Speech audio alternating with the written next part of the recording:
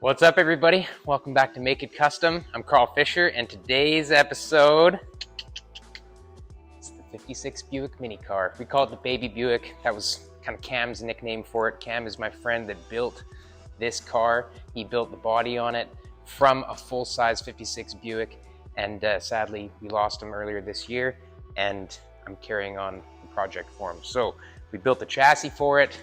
We've put the body on there, kind of mocked it up, and this episode, we are going to get a lot more work done on the body. I got to make bumper brackets. I've got to mount the chassis to the body, and we're going to adjust the ride height a little bit because we had a lot of people mention in the comments, and I agree that the back is a little bit too high because right now it's kind of nose down.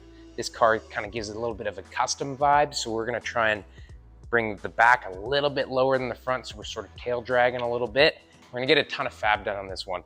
We're going to get the floor happening. We're gonna get the body mounted of the chassis, hopefully get some bumpers on it in this episode right now. So I'd like to give a big shout out to the custom crew members. Thank you so much. If you don't know what that is a $5 a month membership to the channel. You basically get a discount code for the website, and you get a badge above your name that makes your comments a little bit more searchable, stand out a little bit more.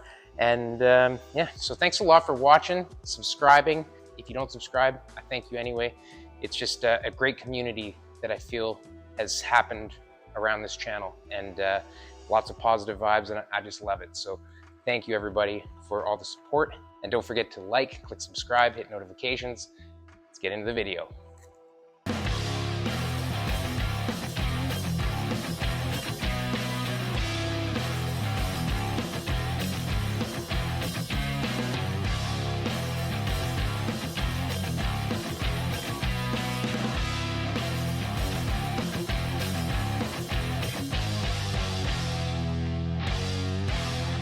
All right, so right now is kind of a important time in this little car's life because I am trying to figure out how to get the full, I guess it's not really that important for the car, but it's important for us because it's gonna dictate how much work we do and what makes the most sense. So if you can follow along with me now, I am trying to figure out oh man, whoa, camera just had a little seizure. Do I make the floor and body structure all one piece like it would be on a normal automobile, so that when I take the body off, the interior and the floor pans and all that come with it? Or do I create a floor pan that stays with the chassis? Now here's my thinking, is if I were to make a floor pan that came off with the body, that would be sweet, but we have a couple things to consider. We have the steering, we have the brakes, the gas, like all those things. Would those need to be hooked up through the body and unhooked if we were taking the body off the chassis? Yes, they would. But it would make things easier in the way that the body mounts to the inner structure and all that. But we would have to figure out ways to remove those things. Now, if we could think about it in such a way where the floor pan and where our feet go and where the steering is and all that, if that could stay with the chassis and we could pull the body off, maybe fasten the body to those pieces somehow so that the body could come off and the wiring, the gas, the brake, the steering, wow, my hand's dirty, that could all stay with the chassis and not be unhooked. I'm kind of leaning towards that. I think that we'll have to get creative with how the body mounts to the floor structure and all that kind of stuff. Like, where is it going to separate?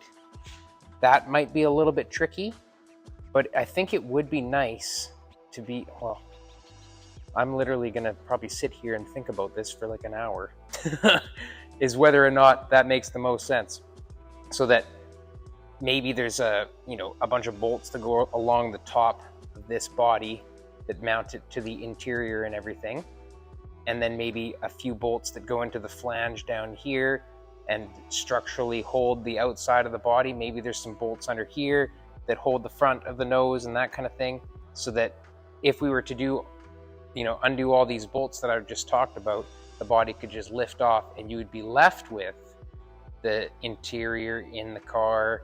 You'd still have the floor pans in the car. Everything would, like, you could literally drive it with the body off if there are no wiring, you know, issues here. That's kind of what I'm thinking. I'm bad at making decisions, so I'm always the last order at the restaurant, if you know what I mean.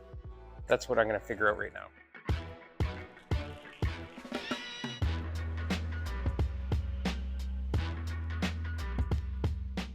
Okay, I think I kind of got a plan. So what I think, I don't know if I'm making too much work for myself or not, but there's part of the body I want to stay with the body, like the floor and stuff like that.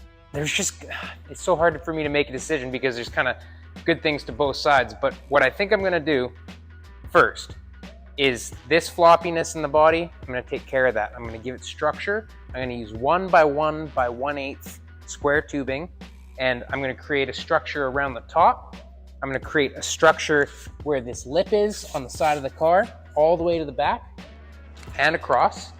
And then I'm gonna tie the two together so that now this car will not have any flop in it. It won't have any guesswork or anything like that. And I think what I'm going to do is build a floor and the interior that is solid to the car body. But I'm even scared to say it, but I'm considering making this whole body tip up on a hinge at the very back.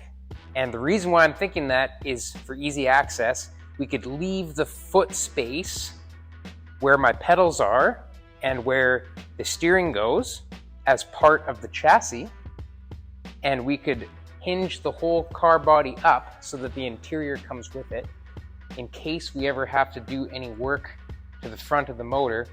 It is kind of something that you could get at. What if we have to do brakes on the front? I'm honestly being way too picky because, let's be honest, how often am I gonna drive this thing? I'm probably gonna drive it at a bunch of car shows and swap meets, and it's never gonna need brakes, it's never gonna need any other work once we actually get it done. But I'm just an overthinker, and I'm okay with it. I think that it would be pretty deadly if, you know, there was a problem. What if you had to change a tire? That's kind of part of the reason. What if you had to change a tire? If you had to change a rear tire on the road, we don't even have a spare, but what if you had to change a tire? You can't even get to it. The car's gonna be heavy once it's done. It's gonna be really low, so you're not gonna wanna have to like mess around with it. I don't think it'd be that much work to make it tilt up at this stage when there's nothing built. It's basically a structure for the body that you gotta build anyway with the interior in mind and all that, and you can tilt it up. I'm also thinking about possible storage. Don't tell anybody, but I'm planning on driving this on the road, okay? I just told a lot of people by telling you, but I would love to drive it on the road. That was Cam's kind of dream, was to take it to the store, and you're being kind of naughty because it's not really a street legal car, but it's a Buick. At what point do you say it's not a Buick? I've got a VIN tag. I don't know. I'm just gonna get to work.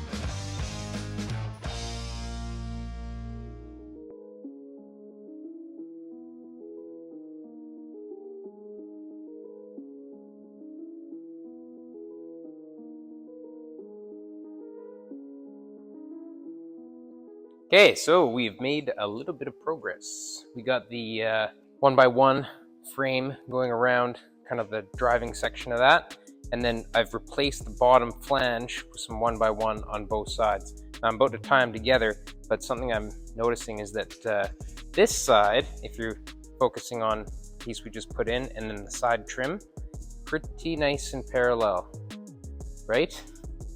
This side, kind of not so much. So what I'm gonna do, because this is kind of like an organic thing, there's not a whole lot of measuring I can do. I grabbed a laser so that I could make sure that the top of the car and the bottom of the car were all kind of centered, but a lot of that's already kind of, welded in there. Like this is all pretty strong, that's all pretty strong, so hopefully they can't go too far like that. But what I'm gonna do is I'm probably going to put a bar across and just tack it to that side and this side.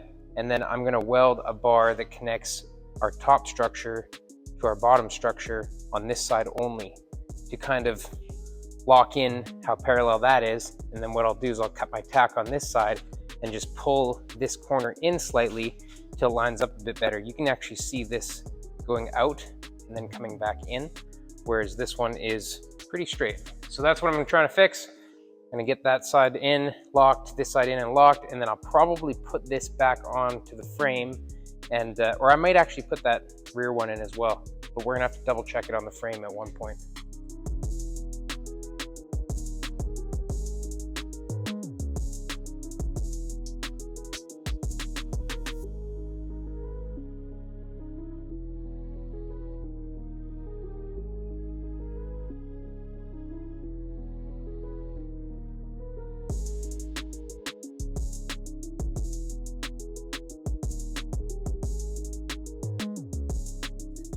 All right, so we got a bit of structure in here. It's nice and square, nice and straight, as best I could make it.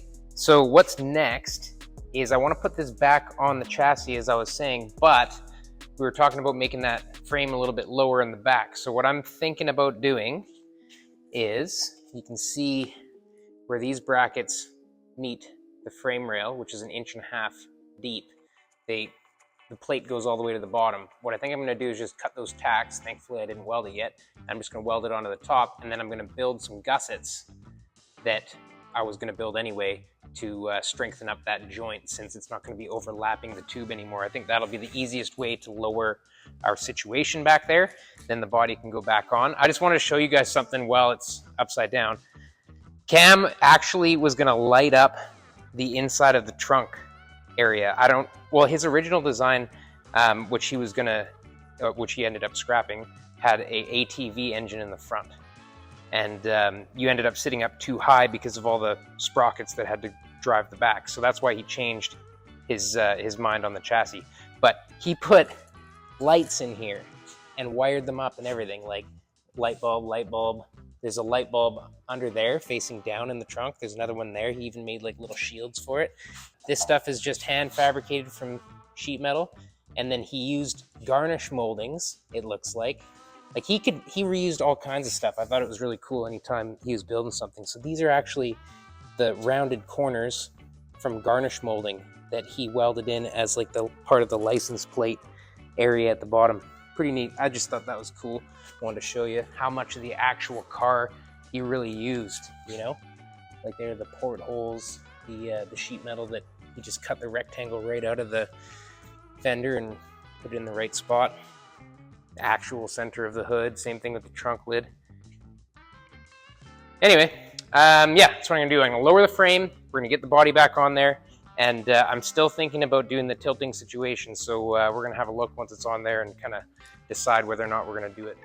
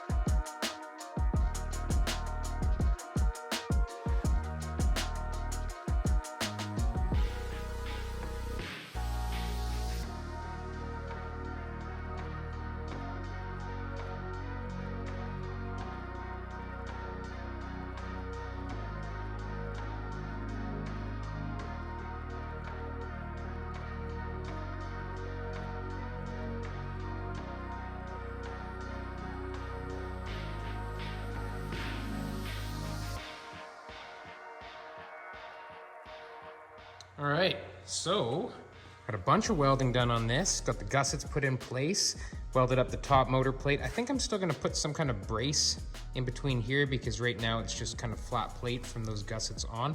So I would like to strengthen it kind of in the corners, but it gets a little tricky because we've got this that has to be able to pull for our reverse. We've got the chain coming through here, so there's gonna be a little bit of like some windows and stuff to allow like the disc, the chain, and this to pass through whatever I make for a brace there. I'm not gonna worry about that right now, but what I'm going to do is put the motor back on, and since there was, if you watched the other videos, there was not much clearance for the tank or the exhaust or the air filter, so those all have to come off, and we lowered it a bunch, right? That means that the body's gonna sit lower in relation to the motor, so those have to come off. I'll bolt the motor back on, bolt the sprockets back on, and then we'll throw the body back on. For all those that wanted more low, this thing would get hung up on the tiniest speed bump. I know that's not practical, but I can't wait to see how it looks. I think it's gonna be sweet.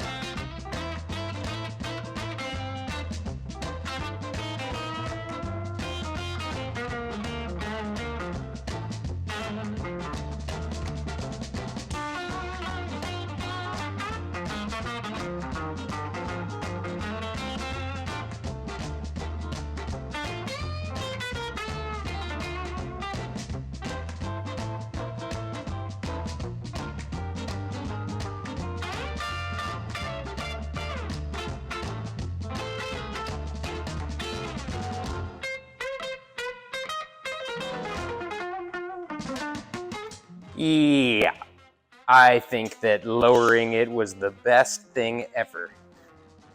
She looks sweet, super sweet. Okay, so the mock-up went pretty good, kind of exactly where I thought it would be. This top edge to that bottom, that is kind of the back wall, and it's pretty much perfect in line with this. So I might have to shave a tiny bit off of that, or just make a mounting tab for the back of the seat, a little bit off of that, but everything fits awesome, and we have maximum room inside here with that back wall being as tight to our motor as possible. The motor has lots of room now that we took all the stuff off of it. I shouldn't say lots of room because this is actually really close to the trunk lid, but I mean, it's not terrible. One thing that we're gonna have to do is remount the gas tank. It's gonna have to go somewhere lower, which means that we're not gonna be able to gravity feed the carburetor, which means we'll probably have to run a vacuum operated fuel pump to get the fuel up there. I'm not gonna worry about that stuff right now. I'm gonna order up just like a little go-kart air cleaner for that. We'll make a custom exhaust that looks cool with the car. What I'm going to work on next is the whole tilting mechanism. So I'm gonna tilt it as far back as possible, like the hinge will be as far back as possible. And with that fulcrum, this will lift up and away slightly, like where the interior is. The whole interior will come out with the body. Our floor here will come up with the body, but where this crossmember ends, that front floor pan section will stay. And we'll have to get a quick release, I think, for that steering wheel, because the steering wheel I don't think will quite clear that end of the floor pan when we lift it. I'm gonna put a couple of braces in here, the angled brace that goes up to there to sort of frame in the back. And we're gonna have to extend the frame a little bit at the front, and we're gonna have to extend the frame a little bit at the back. The back extension is going to be for that hinge that I'm gonna build inside there. I'm gonna try and keep it as simple as possible. I'm just going to straight off of the frame tubes there, maybe tilting up a slight bit, come back and across and back, and then we're just gonna run a hinge that goes across to that reinforcement 1x1 that we've got on either side inside here. So we'll have to make a bracket that comes up here that allows a bar to come across to some kind of hinge point on the frame. Trying to keep it simple and trying not to go to the store. So I'm gonna use stuff that I've got on the shelf or in the bin. And anyway, I'm just gonna get to work fabricating this whole lifting mechanism. I ordered some gas shocks that I hope will work. They're like 200-pound tonneau cover shocks. All right, I'm just gonna get to work.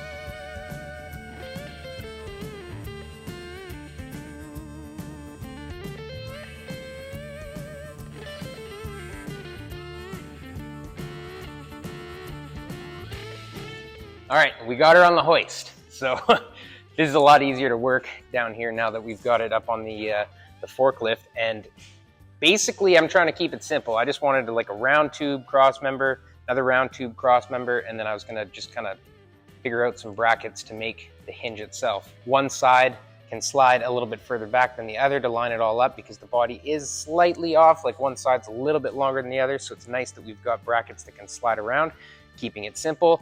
Now, these two pieces are totally parallel. I've got this kind of angling up a little bit because of how low the back of the frame is. Like, I'm gonna try and angle it up, keep these close together, and then just make some tabs now, rethink this, scrap these, try and get the fulcrum point as far back as possible so that we can get the most amount of tip up. Like the bumpers are not going to hit because the bumpers will be welded, or not welded, but bolted onto brackets that are on the tube that hinges with the car. So the bumpers are going to go with the car. That's the plan now. So I'm going to make, the hinge, use a little piece of DOM tubing, slide like a 3/8 bolt through it, dead easy. And then I'll make some bumper brackets and then we'll be kind of done back here.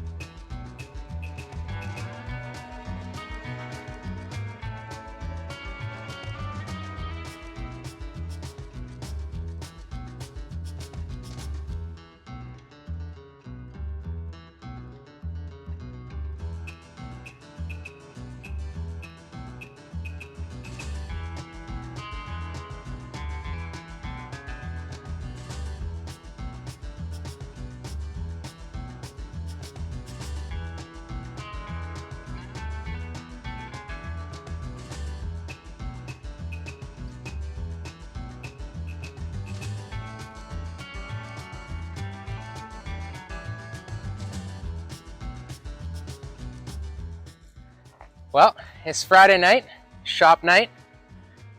Adam showed up early, as always, extremely punctual. He's gonna help us out with the gas shock situation on this pivoting body. So we got these crazy powerful shocks. They're like yeah, nobody's put all your weight on there. Try to like push it against the ground. I'm gonna sack myself bad. Don't do it. Be careful. No, it's not. See, look at that. They say they're 200-pound gas shocks. And I'm just under 200 pounds. So there you go. They're way powerful.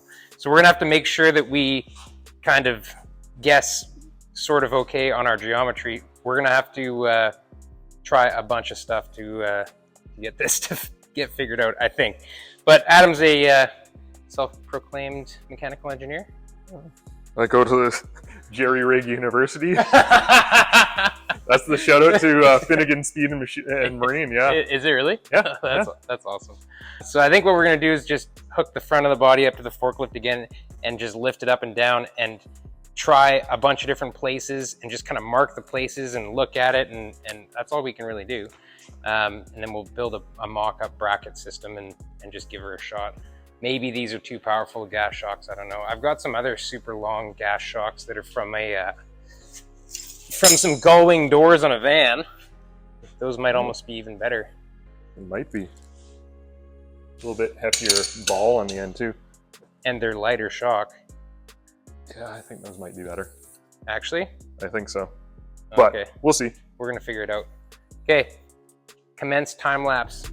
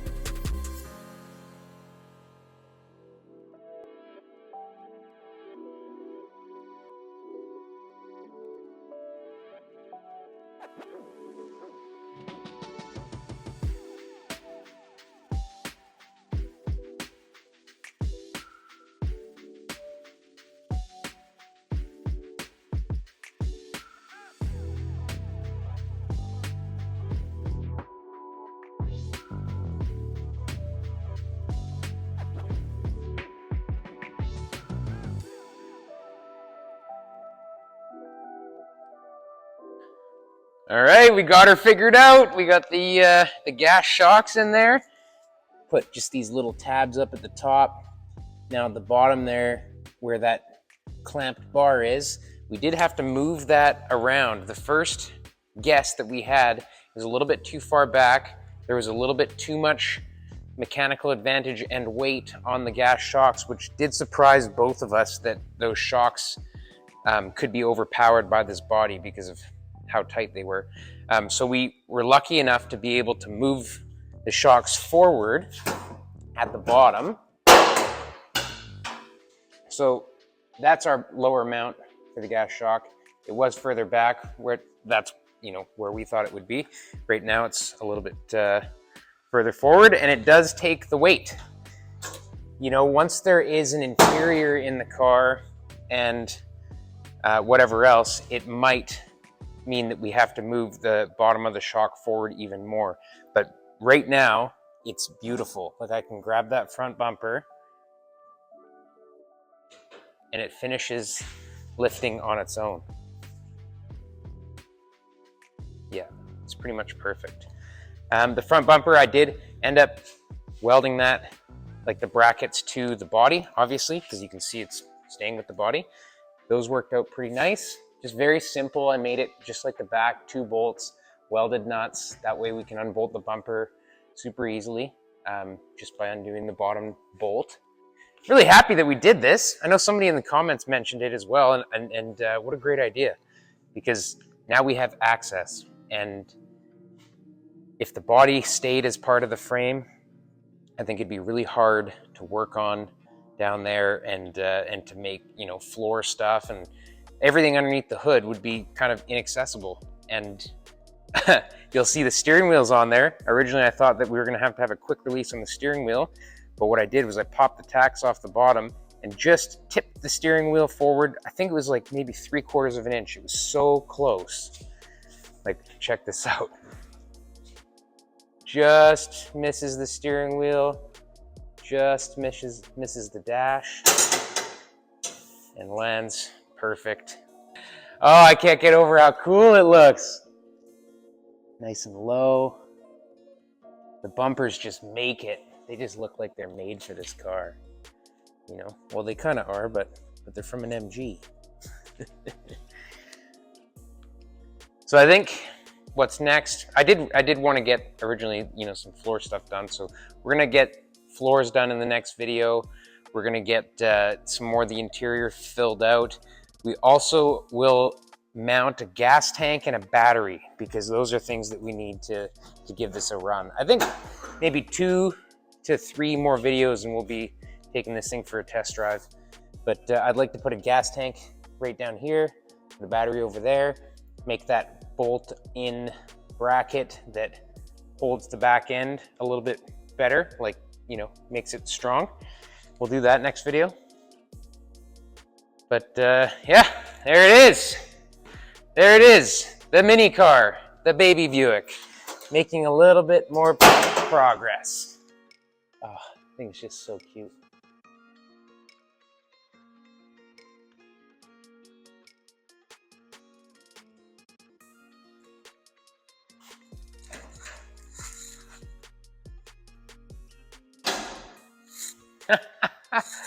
Oh, it works so good. It's like weighted perfectly right now. Okay, that's it for this episode of Make It Custom. I want to thank everybody for watching. Really appreciate you guys. Thank you to the custom crew. If you don't know what that is, it's a $5 a month membership that gets a little badge by your name, makes you a little bit more searchable in the comments, and gives you a discount to the website. So if you want to help support the channel in another way, there you go. But other than that, thank you all for watching Make It Custom, supporting, commenting, liking. We really appreciate it. And I've had a blast working on the mini car again. This thing's just awesome. We're gonna work on Christina's Cadillac a little bit next. We've got a lot of work to do in the shop, so I'm just gonna get back at it, start making the next video. Cheers, everybody. Don't forget to like, click subscribe, hit notifications. Get you on the next one.